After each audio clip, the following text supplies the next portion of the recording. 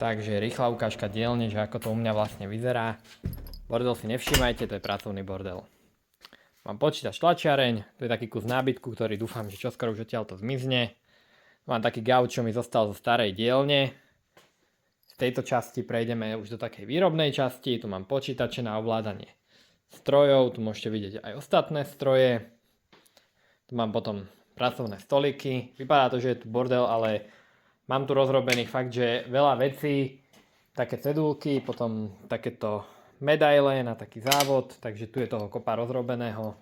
Tu mám drevené záložky do knihkupectiev, ďalšie záložky. Tu mám rozrobené mapy sveta a nejaké ďalšie produkty.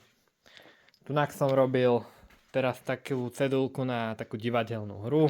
Skoro všetku moju tvorbu nájdete na tomto e-shope, ktorý snáď už funguje. Domenu som pripojil. Takže tak, uvidíme. Čaute.